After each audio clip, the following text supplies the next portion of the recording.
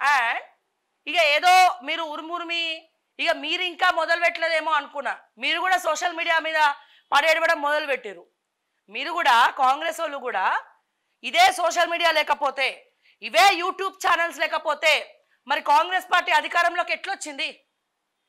ఎంతోమంది నిరుద్యోగులు ఈ బీఆర్ఎస్ వాళ్ళు చేసినటువంటి పాపాలే వాళ్ళకి ఈ రోజున శిక్ష పడ్డది. బీఆర్ఎస్ వాళ్ళు చేతులారా చేసుకున్నారు, సెల్ఫ్ సూసైడ్ చేసుకున్నారు. గత ఏడాదిన్నర నుంచి ప్రతి ఒక్కలం కూడా యూట్యూబ్ ఛానల్స్లో ప్రతి ఒక్కలం కూడా పబ్లిక్ ఇష్యూస్తో సమస్యలు ఏవైతే ఉన్నాయో దాన్ని ప్రజలకి ఎత్తి చూపించినాం. నిరుద్యోగ సమస్యలను ఎత్తి చూపించినాం. 46 జీవో గురించి మాట్లాడినాం, రియల్ ఎస్టేట్ దందాల గురించి మాట్లాడినాం, ఎన్నో కంపెనీల గురించి మాట్లాడినాం, షెల్ కంపెనీల గురించి మాట్లాడినాం, ట్రాన్సాక్షన్స్ గురించి మాట్లాడినాం, హవాలా గురించి మాట్లాడినాం.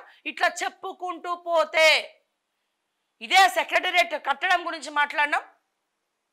చాలా విషయాలు మాట్లాడుకుంటూ వచ్చినాం. ఎన్నో విషయాలు మీరు తిరిగేయండి. అంటే ఇట్లా మాట్లాడుతూ ప్రజలందరినీ కూడా చైతన్యపరిచినాం. సో ఈ రోజున నిరుద్యోగులందరూ కూడా నడుం బిగించి బస్సులు ఏర్పాటు చేసుకుని ఎలక్షన్స్లా వాళ్ళ ఊరు డప్పు కొట్టుకుంటా తిరిగి ఈ బీజేపీలో బండి సంజయ్ మార్పు ఒకటి, అసెంబ్లీ ఎలక్షన్స్కి ముందు కవితను అరెస్ట్ చేయకపోవడం ఒకటి, మరోపక్క సోషల్ మీడియాలో ఈ పబ్లిక్ ఇష్యూస్ మీద ప్రజలకు అవగాహన కల్పించడం ఒకటి. ఇవన్నీ కూడా కాంగ్రెస్ పార్టీకి లడ్డు దొరికినట్టు దొరికినాయి సార్. అంతే తప్ప గతంలో మీ కాంగ్రెస్ పార్టీలో ఏ ఒక్కడు ఇరిగేషన్ గురించి కొట్లాడ మా రాహుల్ గాంధీ గారు ఒక్కలే కాళేశ్వరంకి పోయొచ్చారు తప్ప మీ నాయకులు ప్రతిపక్షంలో ఉన్నప్పుడు ఎన్నడన్నా మాట్లాడినరా? ఇదే బక్కా జడ్సన్ వేసినటువంటి యాక్ట్లు ఏవైతే ఉన్నాయో, ఈడీ ఏవైతే ఉన్నాయో, ఎన్ఫోర్స్మెంట్ డైరెక్టరేట్ కావచ్చు, సిబిఐ కావచ్చు, ఇవన్నీ ఏవైతే ఉన్నాయో సో వాటి నుంచే కదా మీరు తీసుకున్నారు ఇన్ఫర్మేషను. మరి ఏ రకంగా మనసు ఒప్పింది?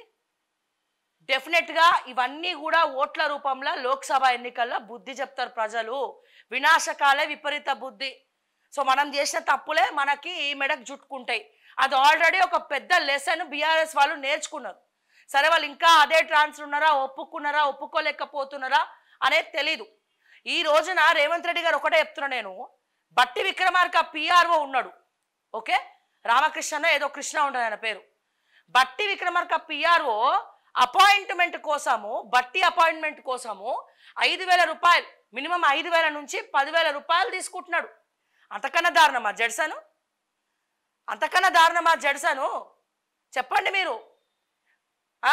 ఈ రోజున ప్రతి ఒక్క బిల్లు, ఏ బిల్లు కావాలన్నా 8% తీసుకుంటున్నారు. ప్రతి బిల్లు ఎవరైనా కాంట్రాక్టర్కి పాత బిల్స్ అన్ని కూడా ఇవ్వాలి అంటే 8% తీసుకుంది.